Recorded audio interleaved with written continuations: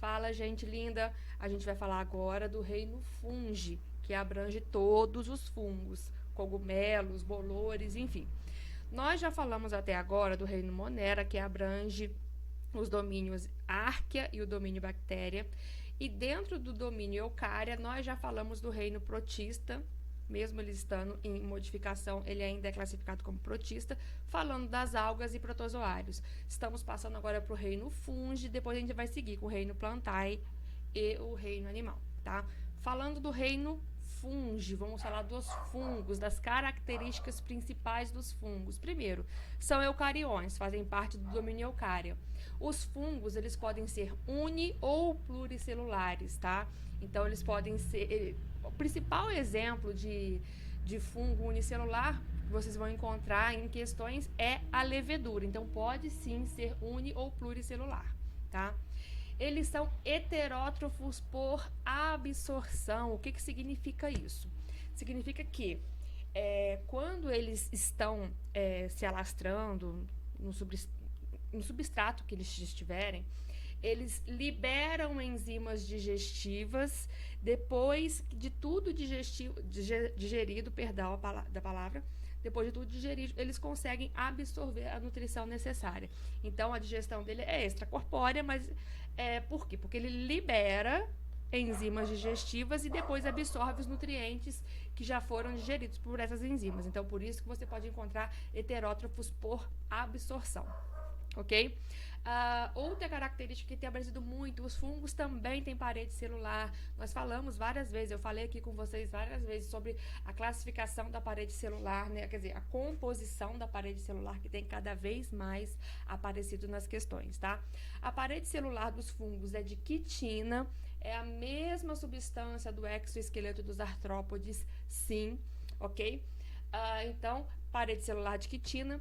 Agora, uma característica que tem aparecido, eles também, os fungos, têm glicogênio como substância de reserva. Quando a gente falou lá na frente, lá atrás, lá no iniciozinho, falou dos carboidratos, nós falamos das duas moléculas que nós temos, os dois polissacarídeos que nós temos de reserva, que é o amido e o glicogênio. O amido dos vegetais, né? O amido é o principal substância de reserva dos vegetais, e o glicogênio dos animais. Porém, o glicogênio também é a substância de reserva dos fungos. Então, tá aí uma semelhança que ele tem com o reino animal, tá? E em relação ao ciclo de vida, vocês vão ver quando a gente falar da reprodução, a maior parte do ciclo de vida, a maior parte de vida desses fungos, eles são haploides, tá? Então, o ciclo dele é haplonte ou haplobionte haplonte, que significa que eles têm uma fase adulta, ok? E essa fase, ele é haplonte, tá? Haploide, perdão, ok? E a principal característica dele, a principal importância desses seres é a decomposição. Porque como eles têm essa digestão extracorpórea, onde eles jogam enzimas que fazem essa digestão, eles acabam liberando para o solo, tá? Tudo o que aquele organismo vivo que acabou de morrer, né? Tudo aquela substância orgânica que os vegetais, que a vegetação precisa para continuar o ciclo. Então, eles são responsáveis pela ciclagem de nutrientes, ciclagem de matéria, ciclagem de sais, ciclagem de matéria, tá bom? São os fungos por conta do poder deles dentro da decomposição, ok?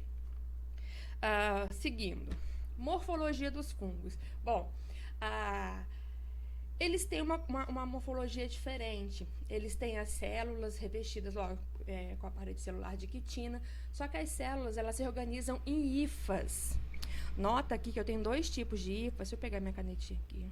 Eu tenho dois tipos de hifas, que é a hifa septada e a cenocítica, que essas hifas, na verdade, é um conjunto, é um emaranhado de células, tá?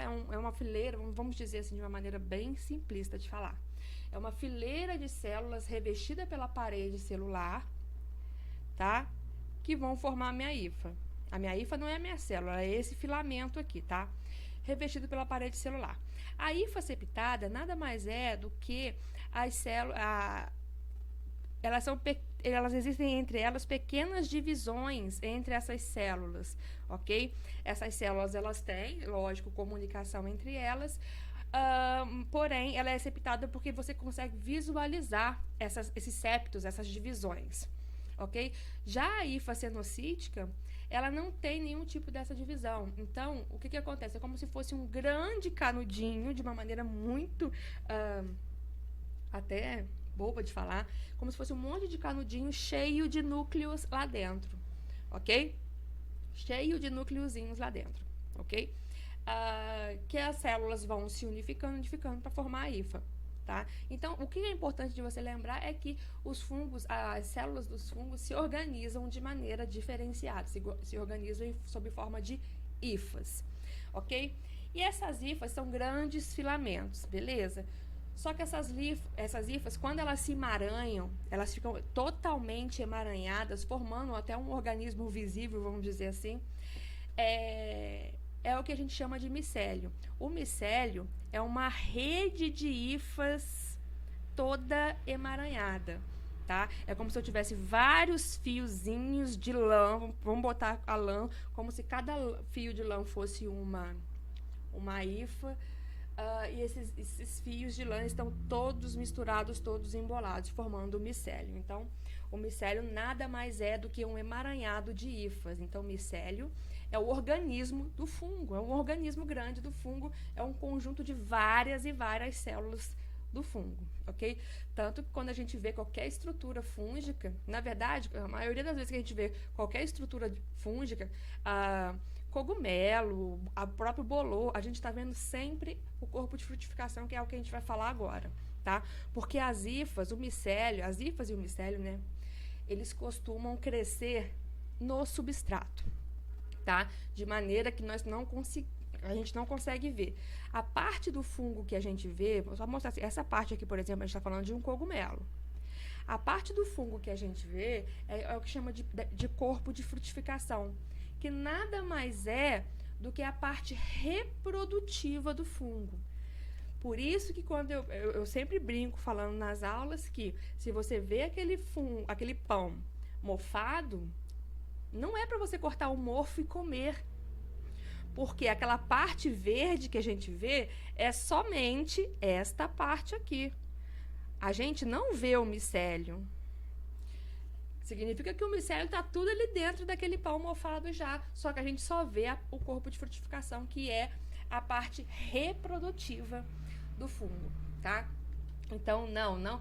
Pode cortar a parte mofada e comer? Não é o ideal, ok? Não.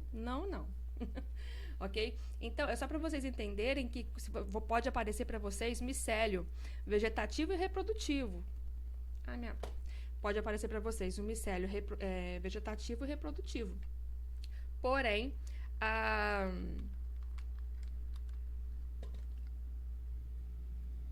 é só para você saber que o micélio vegetativo ele fica normalmente inserido no substrato e o reprodutivo é a parte em que você vê, ok? Aqui a gente está mostrando também a liberação dos poros, tá? Na verdade, esse daqui é como se fosse um fungo Basidiomycetes, a gente vai falar um pouquinho dos grupos.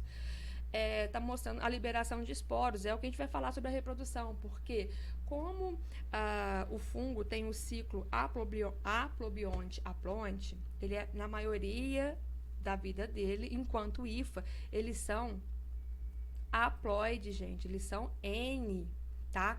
Eles só são N nessa estrutura, 2N, né? Nessa estrutura, que é uma estrutura passageira, tá? Seguindo. Reprodução. Só para voltar, só para falar novamente, quando a gente fala de fungo, da morfologia, é só você ter que lembrar que a organização celular é de hifa e o conjunto de hifas, né? A rede, um emaranhado de hifas é o micélio, tá? Falando da reprodução, elas também fazem reprodução assexuada e sexuada. A assexuada é por esporulação e a gente está acostumado a ver, se vocês nunca viram, Reparem das próximas vezes, vários vídeos que mostram o vento batendo em cogumelos e levando como se fosse uma, entre aspas, uma fumacinha, e essa fumacinha nada mais são do que milhares de esporos sendo levados pelo vento. Esporos, sim, de novos, que podem formar novos fungos, ok?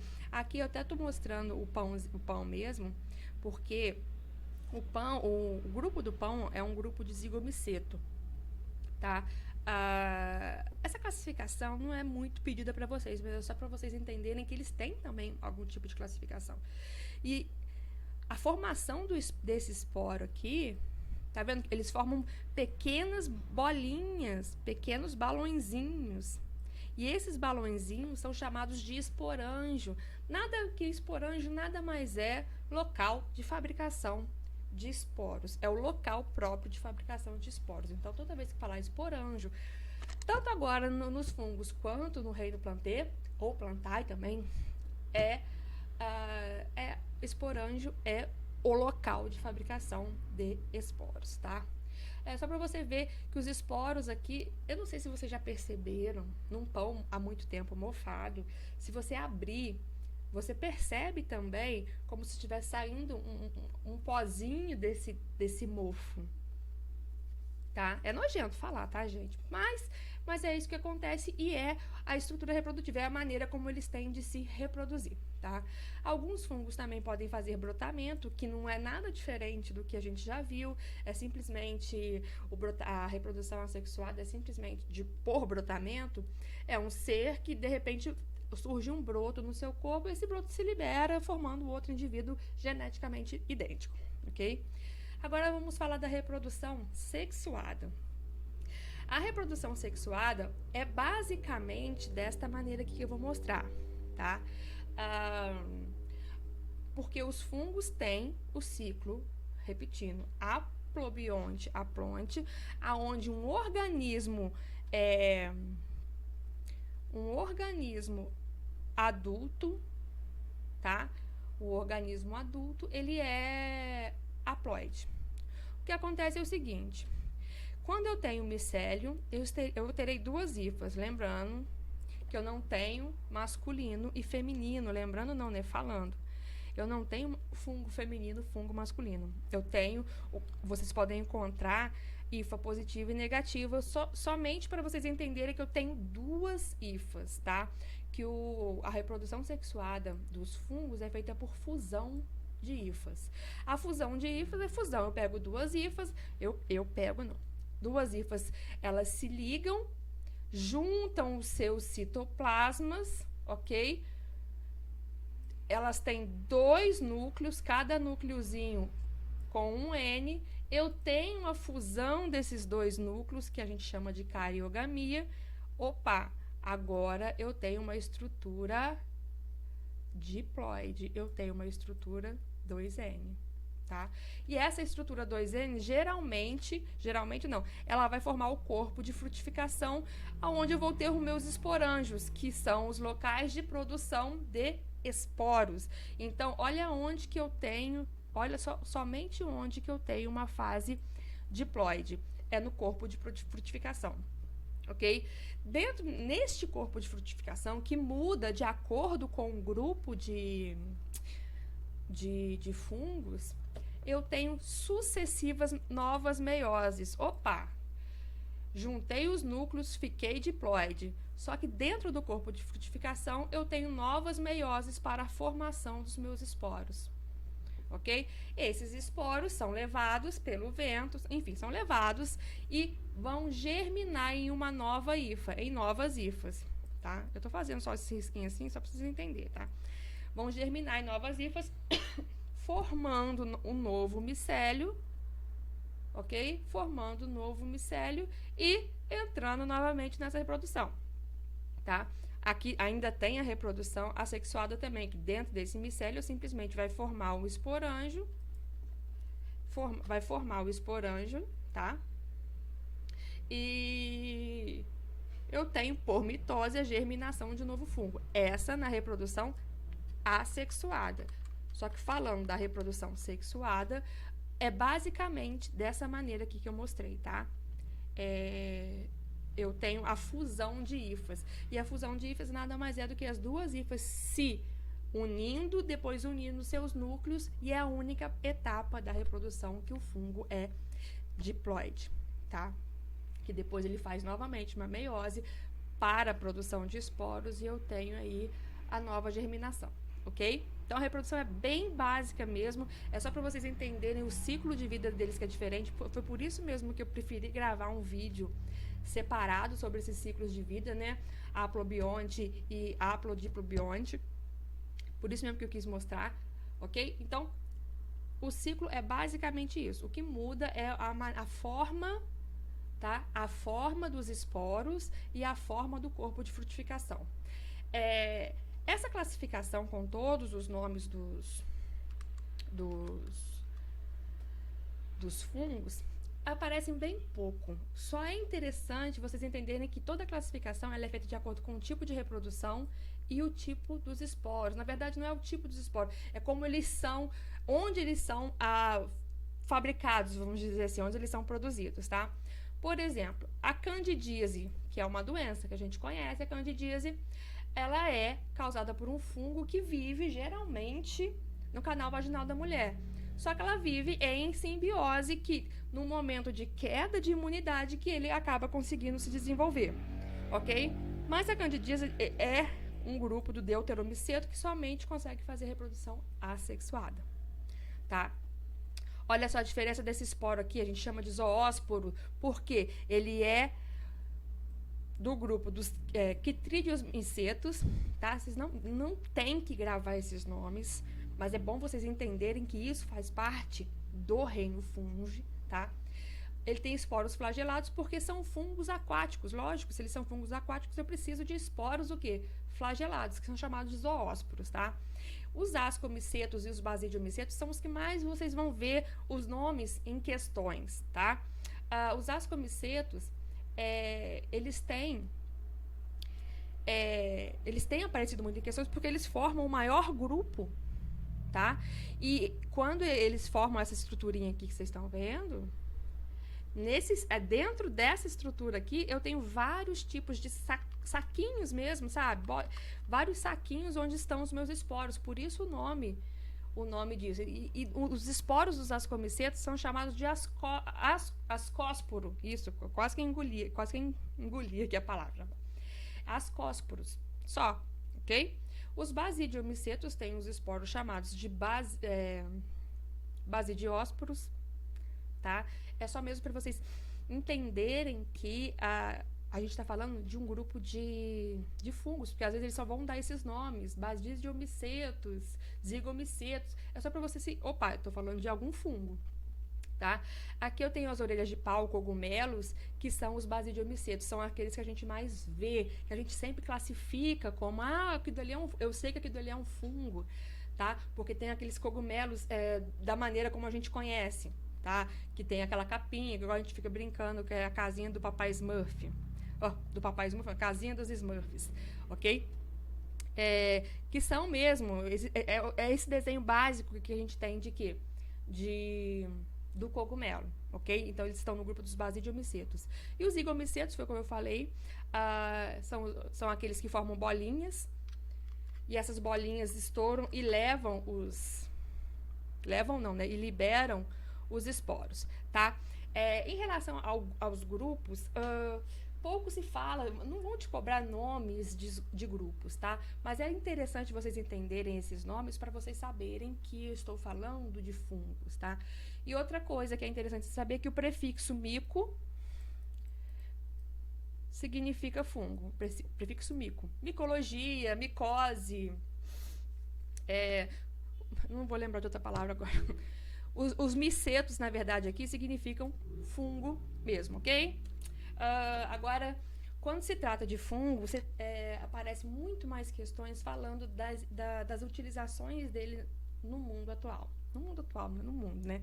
Das importâncias dele. Então, tem importância ecológica, tem importância econômica, dentro da alimentação, e ainda tem as doenças, que a gente até já falou da candidíase, né? E a micose, a gente conhece a micose também. Interessante, vou até começar pelas doenças. Interessante falar sobre micose é o seguinte: toda vez que uma pessoa tem algum problema de pele que é diagnosticado como micose, a parte que a gente vê, vamos botar lá a frieira no meiozinho dos pés, aquela feridinha que fica até esbranquiçadinha, tá? Aquela parte que a gente vê, ela é somente o corpo de frutificação, tá? Por isso que um tratamento fúngico, ele é lento, ele é demorado, tá? Porque não é somente aquela feridinha lá da frieira que você vai ter que curar. Porque aquela parte é o corpo de frutificação, então é somente a estrutura reprodutiva. Mas as hifas, elas estão entranhadas no substrato, ou seja, entranhadas na sua pele. Por isso que o tratamento é demorado. Então, qualquer tratamento fúngico tem que ser feito durante todo o tempo em que o médico receitar, ok? Não é só porque melhorou a ferida que o fungo sumiu. Aquela ferida, se você não tratar, aquela ferida provavelmente vai voltar, tá? Na alimentação, a gente sabe de várias possibilidades.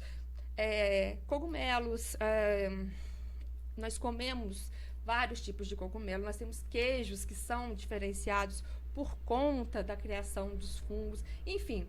Na alimentação é bem claro para entender isso. Agora, a relação que mais aparece em questões são as relações ecológicas, que são simbioses. Lembrando que simbiose é uma relação ecológica entre duas espécies, em que as duas dependem uma da outra para viver. Elas são dependentes uma da outra. E as duas que vão aparecer para vocês em questões são os líquens e as micorrizas, tá? Falando dos líquens, os líquens é uma associação entre algas e fungos, em que a alga leva para o fungo a nutrição necessária, porque as algas são algas verdes ou cianobactérias, também podem ser cianobactérias, tá? Essas algas, elas levam para eles a nutrição necessária, porque elas são autótrofas, e os fungos conseguem para essas algas a umidade necessária que as algas demandam. Então, quer dizer, é uma associação em que os dois se beneficiam e os dois ganham, ninguém sai perdendo. Importâncias que o líquen tem no nosso cotidiano, vamos dizer assim, nossa vida. Primeiro, numa sucessão ecológica, eles são espécies pioneiras, são aquelas espécies que são menos exigentes, que acabam começando a montar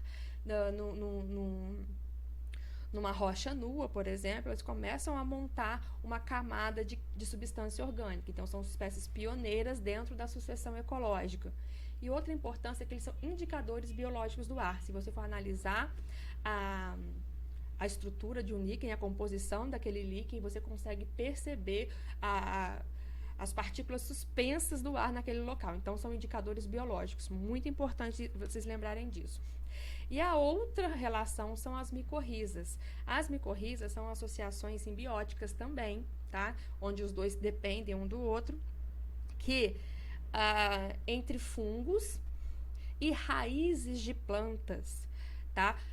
Onde as plantas, elas têm a mesma função das algas, por exemplo, elas conseguem realizar a fotossíntese, então elas contribuem com a seiva elaborada, com a nutrição desses fungos, lembrando que os fungos são heterótrofos, e os fungos que estão ali abraçados naquela raiz, por conta da capacidade de decomposição, acabam liberando para a absorção daquela raiz uma maior nutrição, uma oferta muito grande de sais minerais. Então, quer dizer, é importante. Onde que isso é importante? Se eu conheço aquelas plantas, então é porque aqui tem fungo. O fungo é importante porque ela vai se associar àquela raiz, e aquela planta acaba sendo muito beneficiada.